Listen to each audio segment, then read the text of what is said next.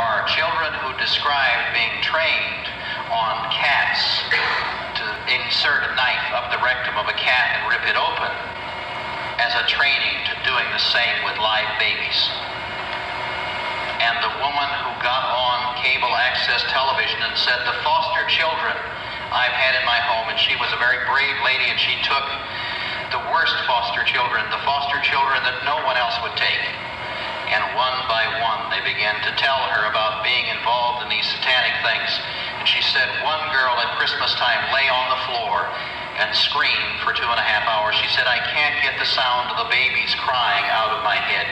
Christmas is the worst time because that's when we kill the most babies.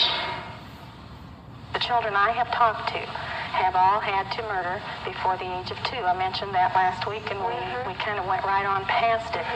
That is something that is beyond anything I could comprehend. Right. But in some way, whether with the help of an adult's hand over theirs, or by having them practice, by getting them excited to be part of the adult scene. These children have never seen a normal life, for goodness sakes. They do murder. And the evil thing that happens is they really believe they want to. They want to do what the older people are doing, and they're praised for that. And that becomes their goal, to be like the adults and to do these horrible things. There is a little part in them that I believe we all have, that natural, good, God-given part that knows it's wrong. But in a group and in the excitement of everything, they want to do that. They enjoy the sex. Children are capable of enjoying the sex. That was something I didn't know. Well, you know, why would they fight against it? A child will eat a bag of candy if you give it to them. They will take part in these things willingly. When they get out and begin to talk, that's very difficult for them to realize. We didn't realize it at first, that they actually wanted to do that, and that is part of the very sophisticated brainwashing job that they do on all of these children. The part that made me to believe this child's story was that when he finally said, this baby, he talked about several, but this particular baby had been killed, stabbed again, different way, but stabbed. He curled up in a fetal position. He was 9 years old when he was telling this story. He curled up in a fetal position, and his eyes got real glazed, and he said, they cooked that baby on the grill. Oh, my gosh. And I thought, he has really flipped out. I mean, I didn't know. And he said, oh, gross, it smelled like rotten chicken or rotten deer. He then went on and told us how they would cut out the heart, or they would cut off the sex organs. They would save them in the refrigerator, in the freezer. And this is a very typical thing that these kids talk about. They worship the sex organs. I suppose they're so into themselves, and it is life and nature and all of that. I don't, and it's very decadent, deviant. It is nothing a Christian person would care to even hear about. So that is part of the reason, I'm sure, that they do that. But he witnessed that, and they kept it for another ceremony. They will always use these bodies one way or another. I didn't get any answers from that child about what happened to the bodies. Where did they go?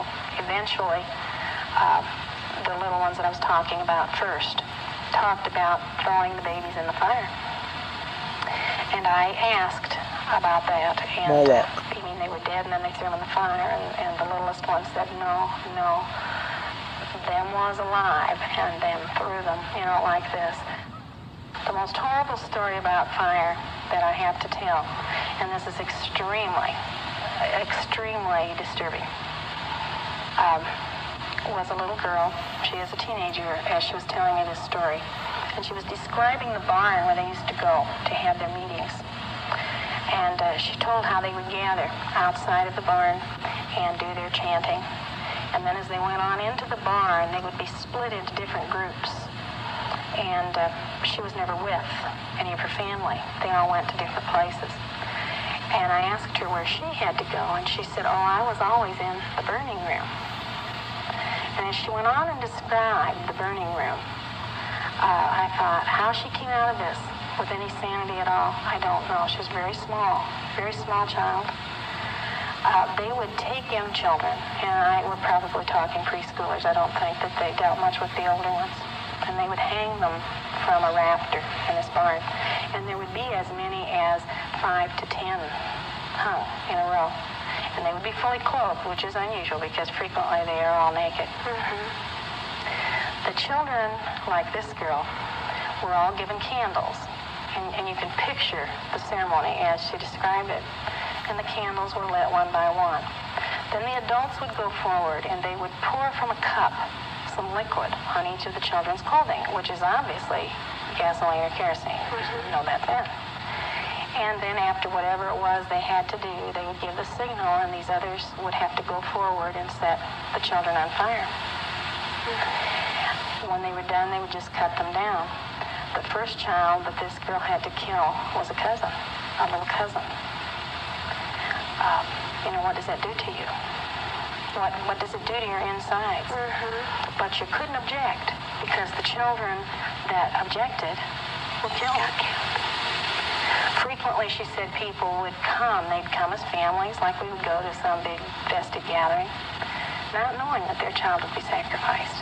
And she would describe the screams of the parents when they realized that their child had been killed. And she talked about them being cut down and how they would draw a circle around the body. And when she first told me those things, I knew she was telling the truth. It wasn't that, but I didn't understand it. And I still can't tell you every answer, but I know that circles are important. And during these rituals, they will draw the circles, or in some way they will have a circle, because they believe that these demons that come can't break through the circle to harm them. She had also told about how the parents would kneel outside that circle where the child had fallen to pray to the child, is what she said. I've been told by people that know a lot more than I do that the reason for all of this death and murder is because of the belief in the demons and the power that they can get from that. And these people believe that the more innocent the victim, the more horrible the death, the closer you are at the moment of death, the more magic is released and the more spiritual power they get.